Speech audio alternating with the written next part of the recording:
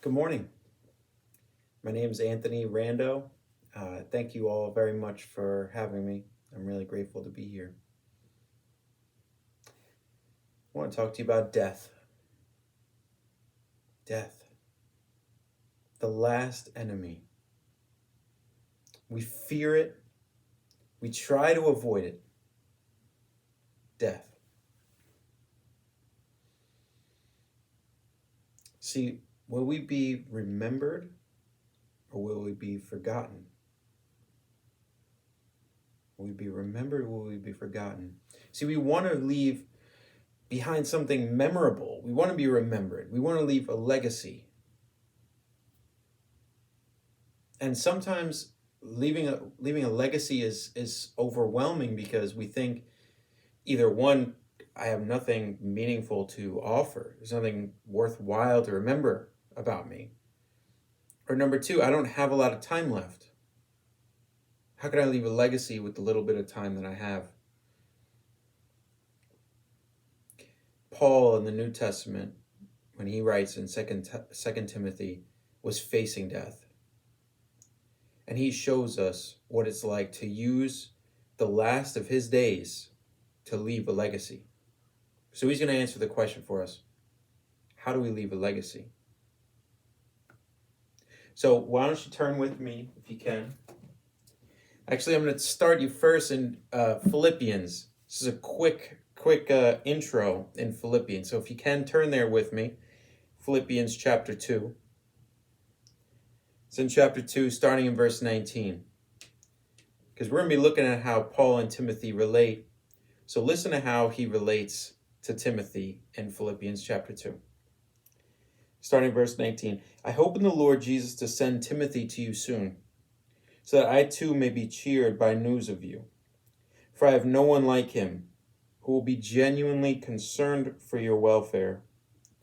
For they all seek their own interests, not those of Jesus Christ. But you know Timothy's proven worth, how as a son with a father, he has served with me in the gospel. Let me just stop right there. As a son with a father. So here's the first point. How do we leave a legacy? Number one, adopt a son or daughter. Now you might be thinking, oh my goodness, what are you talking about? But think about it in light of what we just read. Adopt a son or daughter. See, Timothy wasn't Paul's biological son. He was a son serving in the gospel. Paul shared his life with Timothy. Paul mentored Timothy. Paul gave his life and poured out his life to Timothy. Timothy was like a son. Paul became like a father figure.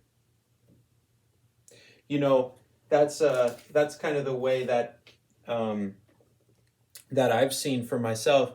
One of my mentor's names was Jad, who was from Egypt. Jad, when I went to his funeral, when he passed away in 2015, I remember looking at the funeral and meeting so many people that he had mentored in his life. He became like a father to us. You know, another mentor that I've had at seminary, he actually, one of the first times he met with me, we would meet weekly and spend time in the Word together and have coffee or lunch. And he did that weekly for 1 year, which was incredible for me. But one thing he said in one of our first meetings is, mentoring someone else is like being a father figure to them. Being a father figure, being a mother figure. That's what mentoring is. So step number one, how do you leave a legacy? Step number one, adopt a son or daughter. I'm going to tell you how in a little bit, but this is just a big picture. Adopt a son or daughter. All right, so now let's get into our main text here in 2 Timothy chapter 4. So if you can, turn there with me, 2 Timothy chapter 4. We'll start in verse 1. So look at how Paul relates with Timothy, what he does with Timothy, because 2 Timothy is written as he's nearing death. 2 Timothy chapter 4. I charge you in the presence of God and of Jesus Christ, who is to judge the living and the dead. and by his appearing and his kingdom. Preach the word. Be ready in season and out of season. Reprove, rebuke, and exhort with complete patience and teaching. For the time is coming when people will not endure sound teaching, but having itching ears, they will accumulate for themselves teachers to suit their own passions, and will turn away from listening to the truth and wander off into myths. As for you, always be sober-minded, endure suffering, do the work of an evangelist, fulfill your ministry. Here's the thing so the first thing you got to do, adopt a son or daughter, but after you adopt a son or daughter, here's what you want to do. Mark their life with your words. Mark their life with your words. Look at what Paul does in 2 Timothy chapter 4, verses 1 through 5. He teaches, he encourages, he warns. He says, all these people are going to do these things, but you be sober-minded. It's that time when you look the person in the eye and you tell them things that really resonates with them, things that really make a mark on their life.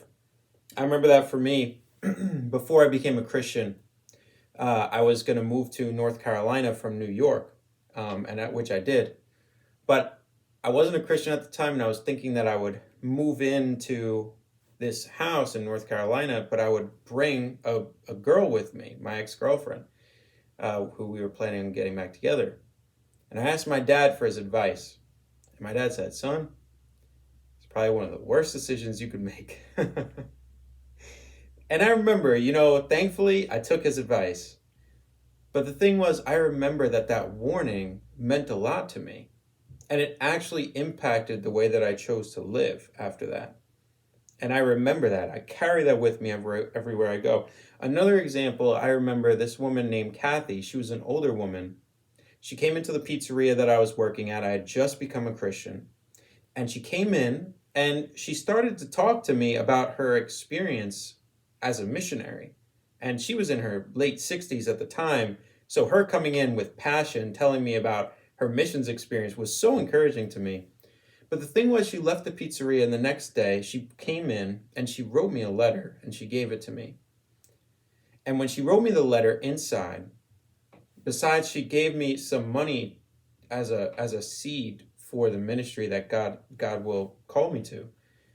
But besides that, which that was really grateful, I was really grateful for that. But another thing she wrote in the letter, she said, I see the light of Christ in you when I look in your eyes.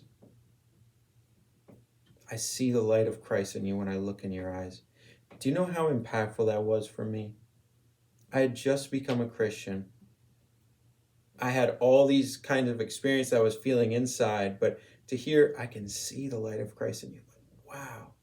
Oh my goodness. That was just did something inside of me that was like, wow, my experience that I'm having inside is real. People can see that. That's real. That's legitimate. It was like a confirmation of what I was experiencing inside. Those words I carry with me everywhere. They've marked my life. I carry them with me everywhere I go.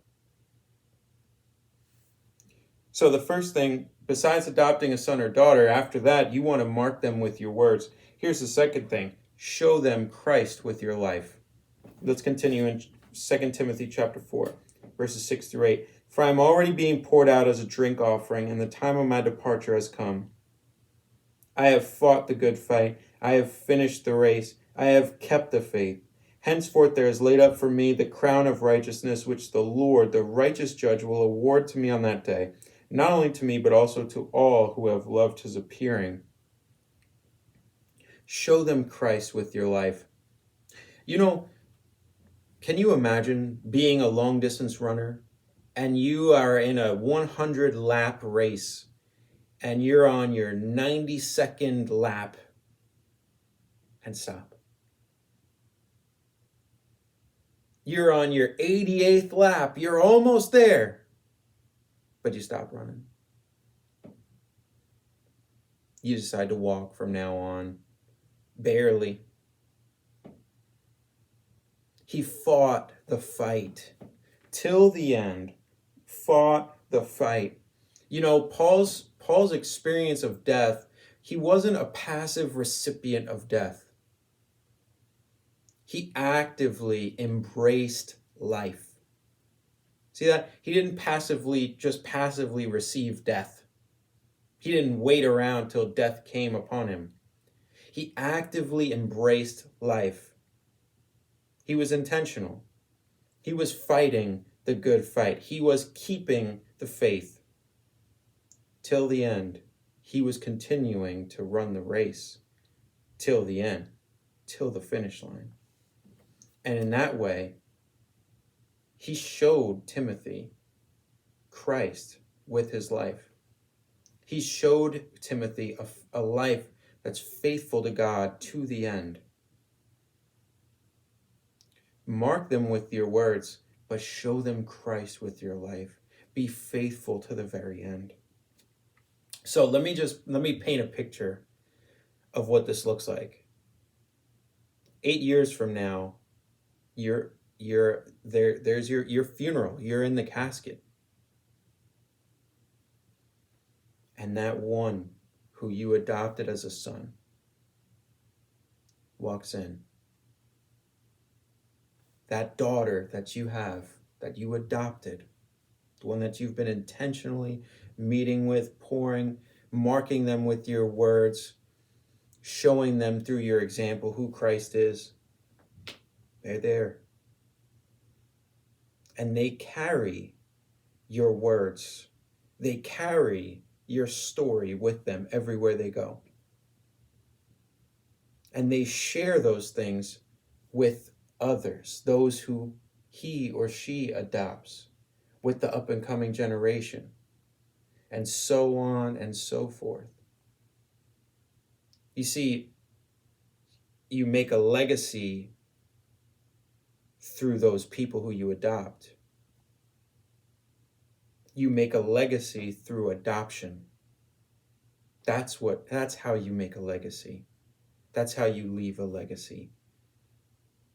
You make a legacy through adoption. And if there's anything that you can take away from this message, it's that. Leave a legacy through adoption. So how? Let me wrap this up and just explain how. If you're an older person and you're listening to this message, and you're listening saying, I do want to leave a legacy, and I don't want to be forgotten. I want to be remembered. I want to leave a mark, something meaningful. I want to leave it here on earth. Start today. Think about those who are around you, the younger folk that you say, I really want to mark them with my words. I want to show them my life. I want to pour into them. Think about those people, those younger people, and start to be intentional. Give them a call. Ask them to go have coffee with you, to meet for lunch. Start to invite them into your home. It starts with intentionality. It starts with being vulnerable and asking. Your time is not yet. You're still here on earth. What is God doing with you? There's time. Leave a legacy. Start today. If you have no young people that you know that you want to pour into, look around the room. Look for someone who's younger than you. And after the service, just say, hey, I was really moved by the sermon. Can we just get coffee? Can we have lunch? Form a relationship with them. Start to be intentional. Ask them, can we meet on a regular basis so I can share with you my life so we could seek Christ together? Start to share your life with somebody younger than you. And if you're younger and you're hearing this message, then why don't you go up to someone who's older and ask them and say, hey, can we meet together? Can we have some coffee? Can we have lunch? I want to hear about your story. Be intentional. Reach out. Someone has to reach out first, the younger or the older. I'm challenging the younger to reach out to the older. I'm challenging the older to reach out to the younger. leave a legacy through adoption. There's still time. Thank you very much.